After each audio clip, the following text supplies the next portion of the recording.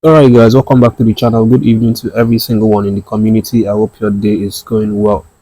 As usual, I'm here to give you some interesting stories about our team, and the latest right now is that the boys have now landed the Goswe Akpabio Stadium in Uyo ahead of their game, ahead of their Monday game against Rwanda, which is also the match day 6th of the African Cup of Nations qualifiers, effectively the last game for this year. And I know in the previous video I did mention that they were having some sort of issues, such as the rumor that came out that they were attacked. Nothing has been said regarding this, specifically, but thank goodness that they've been able to arrive safely. They just touched down this evening, after a reported delay to their flight. They were actually scheduled to make the trip early this morning around 9 a.m. But for some unforeseen circumstances, they were delayed and they had to come at a later time. But everybody's in the camp. Not everybody, technically. The likes of OLA AINA was not with the guys. He had to travel back to the UK, so he's not going to be available for this game. About the reason why he didn't make the trip to Akwa Ibom, that hasn't been said as at this point. But he was excused, probably maybe because of family issues, um, or personal issues, or something like that. But the thing is, he's not going to be part of the squad to play Rwanda. And then there's Stanley Nwabali again, who announced the passing of his dad. In the previous video, I covered that. He's also a doubt for this match because he's grieving, and the idea right now is that Coach Austin Eguavon is going to probably give him a leave, to excuse him to go join his family, and then uh, you know just have some rest, and then just be with his family.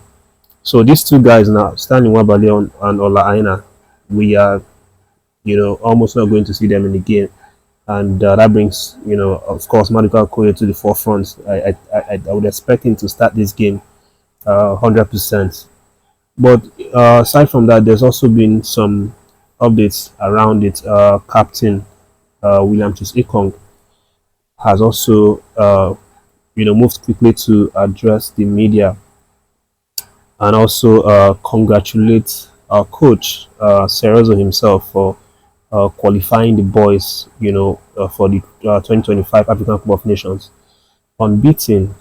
He actually played 5 games with this team and he hasn't lost any yet, which is something really nice. And the captain, commended the coach as well as his teammates, for such a nice feat. And in his words, he said, I want to congratulate our coach for qualifying for the AFCON. That was our objective.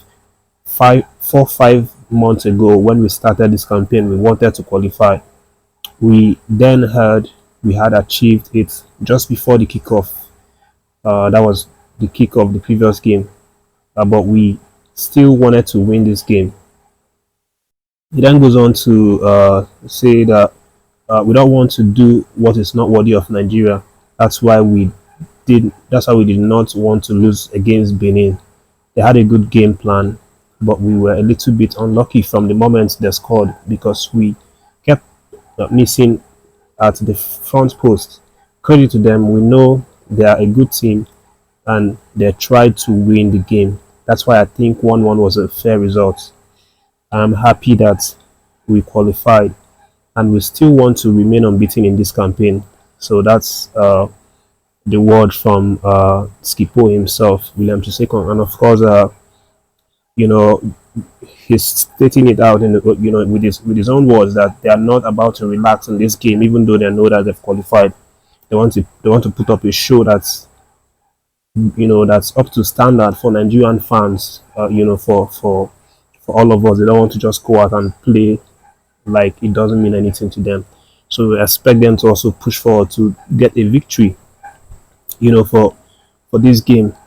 And talking about the game, of course, it's going to be a very, very serious game for for the opposition side, Rwanda, because they actually uh, are in need of this point, to be honest, because they lost their last game against Niger, sorry, against Libya, courtesy of a late concession in that game. So they are a bit in a tight corner right now, in the third position with 5 points, from 5 games, and then Benin Republic have 7 points from 5 games. So Rwanda are going to want to push, just like we saw Benin Republic, in the previous match. They want to push, obviously, to see if they can just edge Benin Republic, and also they would also be hoping that Benin Republic loses against Libya, or better still, yeah, they'll be hoping that Benin Republic loses against Libya,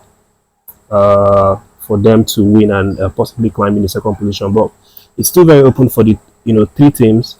Nigeria already qualified, so this is just to fulfill all righteousness. But again, Ekong is saying that they still want to win this game. They want to put up a really good show. So from William Ekong is ensuring us that the team will want to put up a really strong performance, just for the fans to enjoy the show. But with that being said, the visiting team, that's the Rwanda national team, they've also arrived the Uyo camp.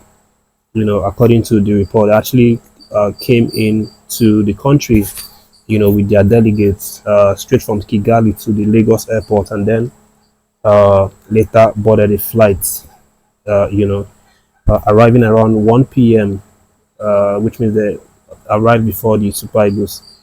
So that's what's happening right now. For the Super Eagles, we're supposed to do some trainings today, based on the directives, but it seems that that has been chalked off their schedule because they didn't exactly arrive as early as they planned. As I said, that they had a delay, over at the Abidjan airport. But hopefully, tomorrow they are going to kickstart their trainings and then get serious with the preparation.